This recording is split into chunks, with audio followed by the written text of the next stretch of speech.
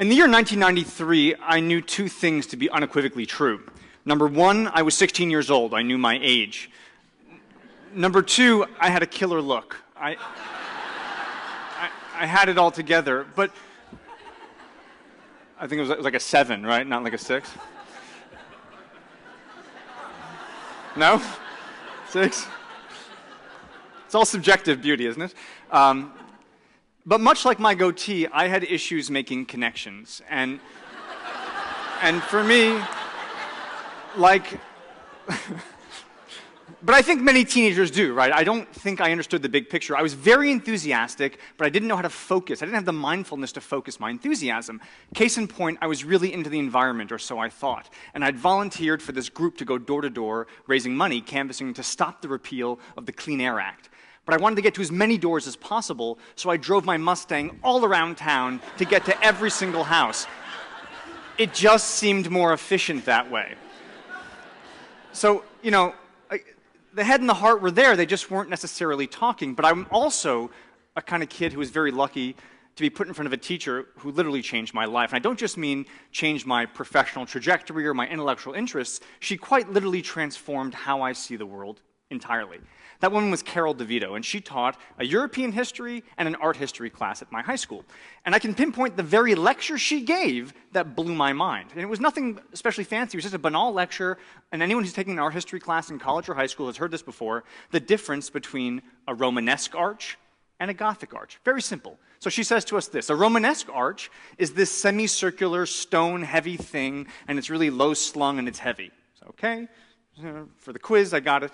And then she goes on to tell us that Gothic arches, conversely, are these very tall, spindly, elongated, elaborate arches. I said, okay, so the Gothic is pointy, the Romanesque is semicircular. Okay, back to the Sega Genesis, I got it.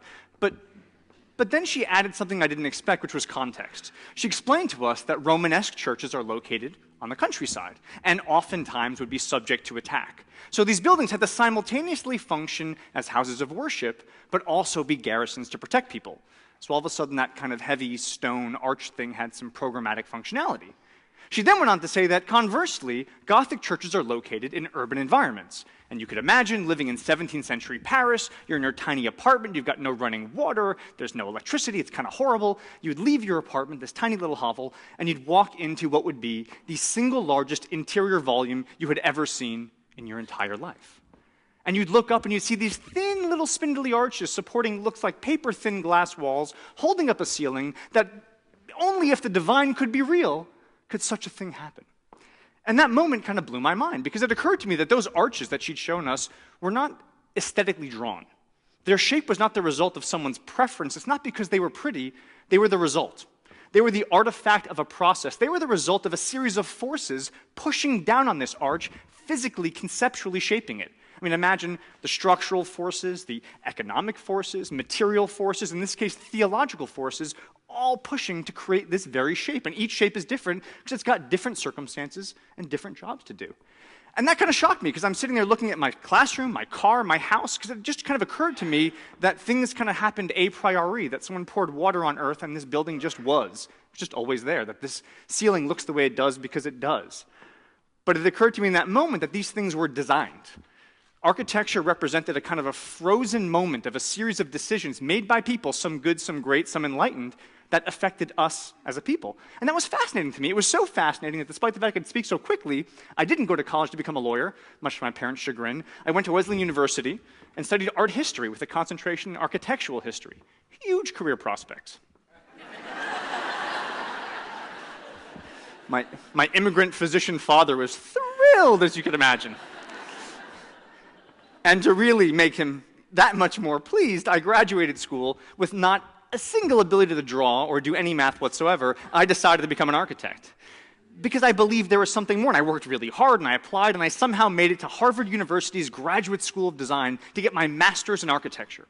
And within about 6 months, I was miserable. Now, just to be clear about this, you have to understand you're doing multiple all-nighters. I was reading nothing but Derrida and post-structuralism, and I was designing buildings that looked like my colon. But Now, let me be clear, this is not an indictment against pure intellectual exploration. I think it's a fantastic thing, and I support that.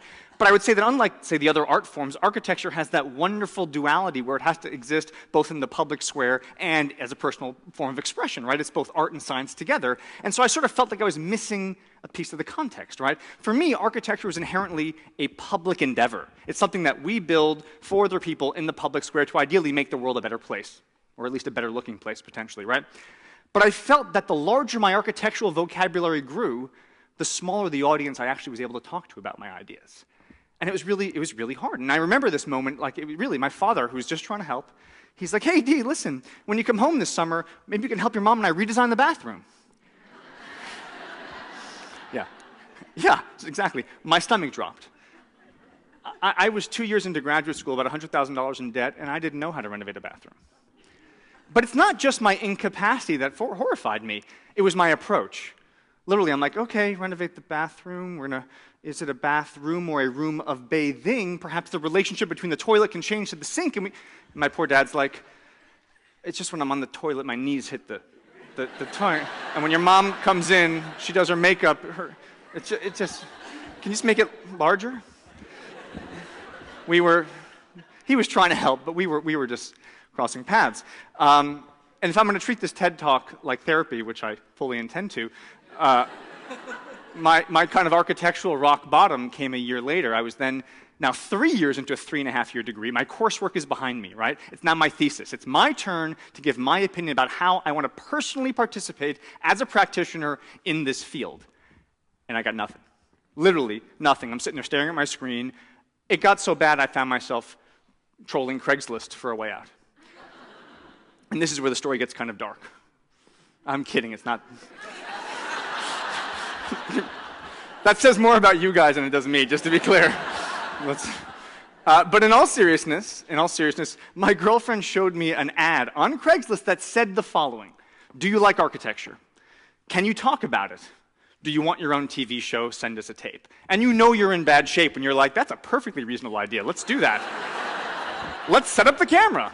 And so in my living room with a Canon ELPH 1.4 megapixel thing with a little 3-minute movie function, set it up, explained to the camera that I had done the math, I checked what my student loan payments were going to be, and I found out what a first-year architect's going to make, and I figured a TV show could help kind of bridge the gap a little bit. That'd be great.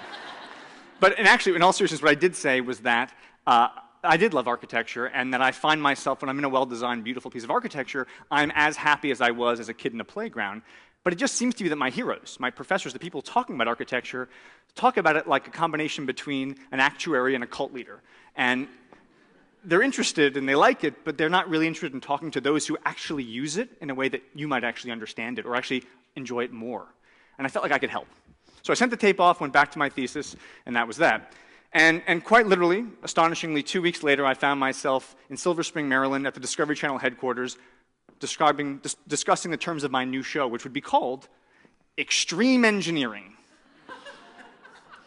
Now, granted, I'm running away from the elitism and the myopia of the ivory tower, but this wasn't exactly what I had in mind. It feels like it's like a Gatorade commercial, right? You know, it's a bit much. But they said, look, Harvard, calm down, Danny. You know, this is not a symposium to 7 people. This is a cable television show for millions of people. We've got to reach an audience, okay? We've got to think big. And by the way, keep in mind, our competition on National Geographic is megastructures. And they're competing on History Channel with modern marvels. And I said, guys, I get it. I know. We gotta talk about. But it's not just size. It's not just about quantification, right? There's nuance in design. Can we think about that? And they said, you're right, Danny. You're right. We're going to change the name of the show to Build It Bigger.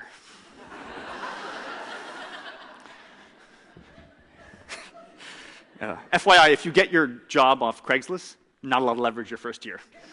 Not a big seat at the table necessarily. And here I sit, now we've got a bigger problem, right? Now we're talking about who's got the bigger tower, the longest bridge, the deepest tunnel, and in a sense, it's the most absurd way to talk about an art form, right? Can you imagine any other art form where we look at quantification and scale, the superlatives as the criteria to establish quality? Can you imagine looking at a painting being like, that Picasso is so wide. That's amazing, so wide. Or like a beautiful poem, it's like, this is my poem to you. It's super long. Like, you would never do that, and yet I felt like we were reducing architecture to purely these issues of quantification and scale. And on top of that, they said, look, the other problem is the audience doesn't want to hear it. They don't want to hear about that. We got 5 commercials every hour, and by the way, any one of these shows, you'll notice, right before the commercial, you'll hear something like, if the beam doesn't get into place, it could mean disaster for the project. Has anyone ever been on a construction site? If the beam doesn't get into place, they put it back the next day. I mean, it just keeps going, right? There's no disaster to be had. And I really struggle with this, the idea of fake stakes and quantification to the point of losing any sense of subtlety or context or culture or nuance.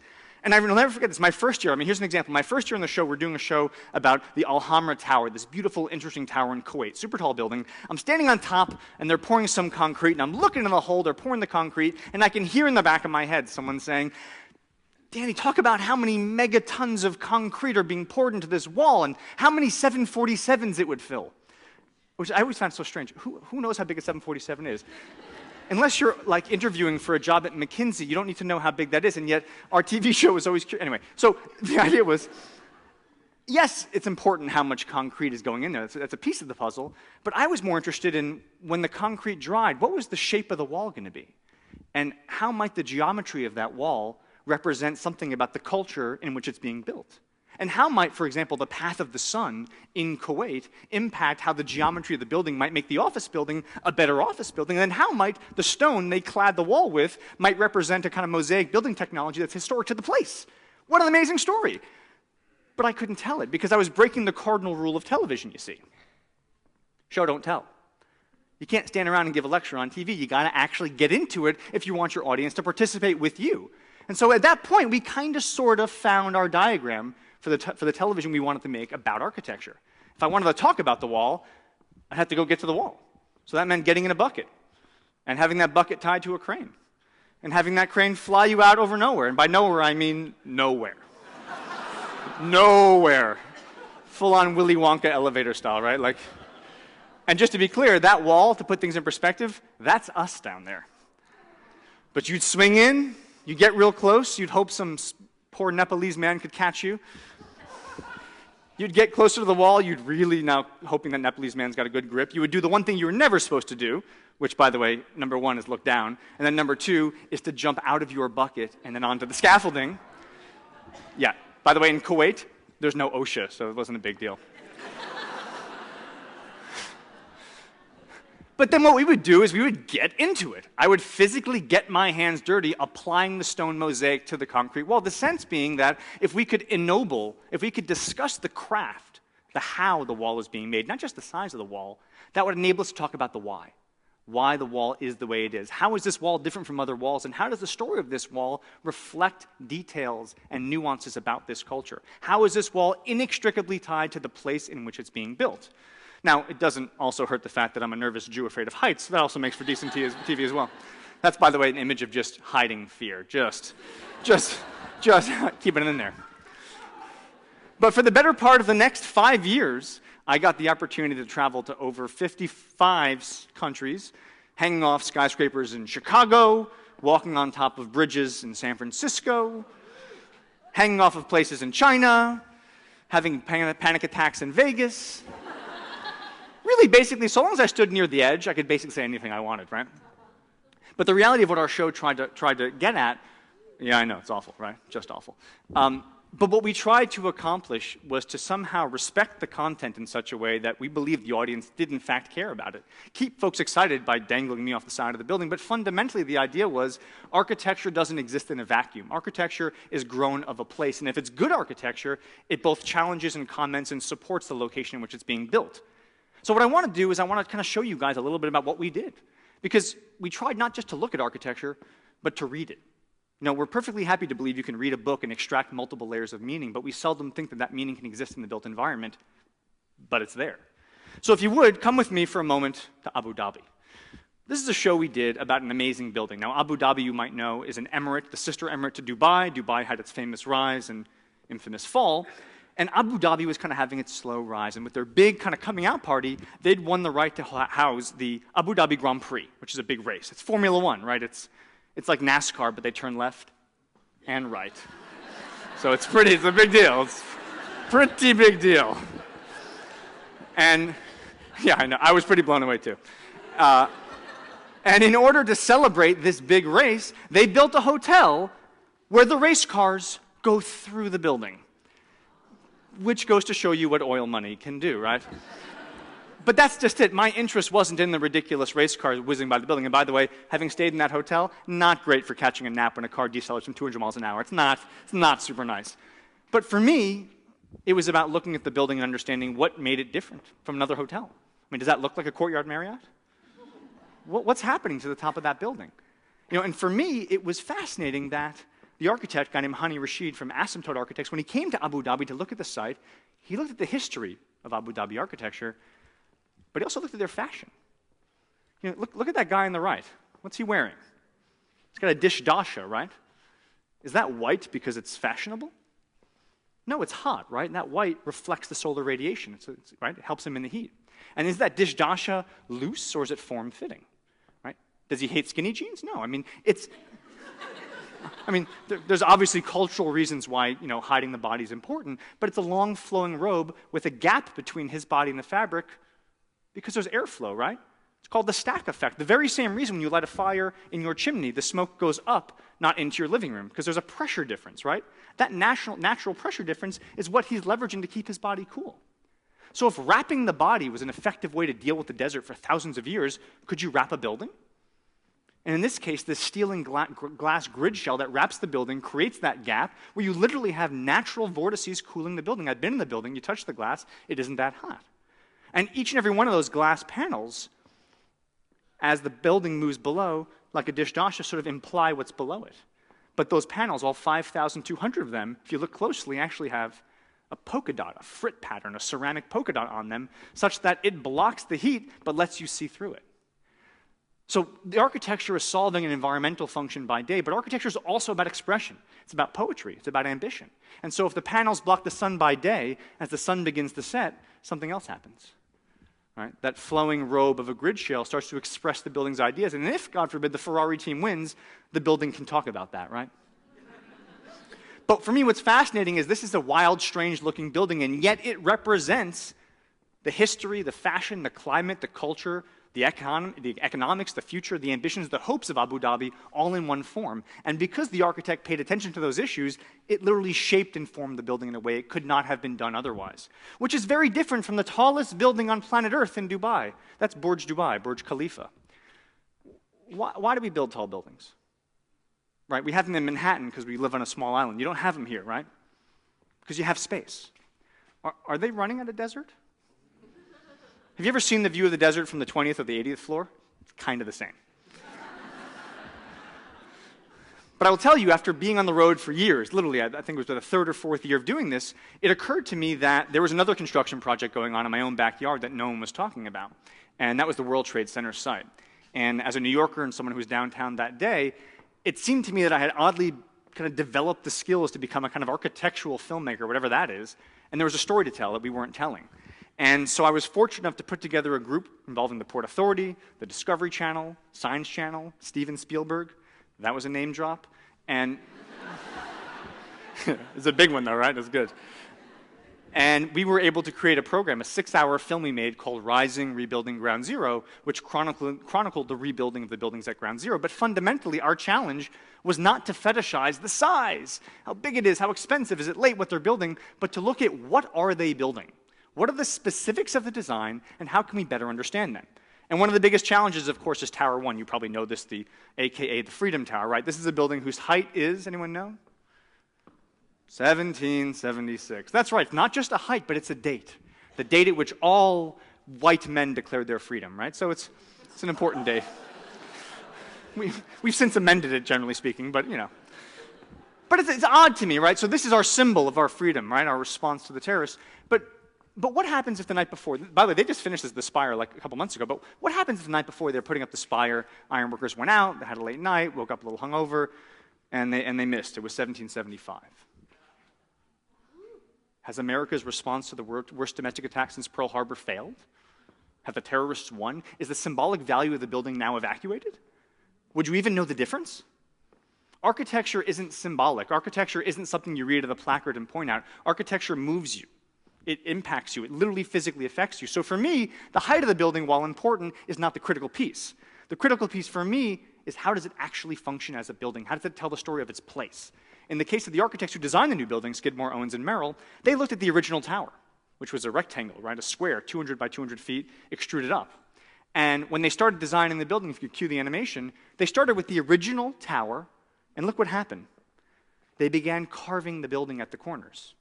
Are we able to cue the animation? No? It's just a wall of silence. No? I bet you can do it. There you go. So if you look at the tower, right, you look at the original tower, look what happens from the bottom of the building. It begins to carve itself up and create a form which, as you might imagine, is wider at the bottom and small at the top, which, by the way, makes a lot of sense, right? If you're building a building, you want to have a strong, secure building, you want to have a big, wide center of gravity and a smaller building on top. But they could have shrunk the building a number of ways, right? They could have done a sort of a wedding cake like the Empire State Building. They could have done like the Sears Tower. Why did they cut and carve the building as they did in the corner? Well, if you look here, by carving it exactly as they did, please cue the animation, you will see that by looking at the building from one orientation, you will see the exact tower that once stood there 10 years ago. But if you walk around Manhattan, from Queens, from Brooklyn, from New York, a different silhouette emerges. Squint your eyes. Right? A simple four-line sketch that is embedded in the mind of all Americans, and really all people around the world. So in carving the geometry of the building as they did, what did they do? They created a more structurally sound building. They created a building where they embedded the memory of the original tower. They were able to embed the ideological or patriotic ambition of the building and do so all in terms of one singular strategy that won't change whether or not the spire is 1 foot higher or 1 foot taller. Right? That's how architecture functions. That's how architecture can actually physically move you and impact you. Now, I should say, just in wrapping things up, I did actually go back and finish my thesis and did graduate and got my degree in architecture, thank goodness. And over the past couple of years, I've opened a practice, and we've been designing buildings all over the place in America. And in fact, we were very lucky. Our first house ever built was finished not but 15 minutes from here in Omena. But our most recent challenge, I think, for myself in terms of finding my voice as a designer came to us when we were asked to design a tower on the southern end of the World Trade Center site. And what was interesting is it's not a museum, it's not a tall office building, it's a Courtyard Marriott, actually. but I relished the opportunity because in the simplicity and frankly normalcy of that program, our challenge was to understand how to design a building that is connected to the site unlike any other hotel, that is literally born of its contiguity to the memorial, but at the same time that can function as a better hotel, a more effective hotel, a more sustainable hotel, and to try and manage those issues through one singular solid form. And even now, as I practice today, making both television and buildings, I think back to Mrs. DeVito, who taught me that architecture is not just made from glass and steel and concrete, but from culture and from climate and from history. Guys, thank you very much.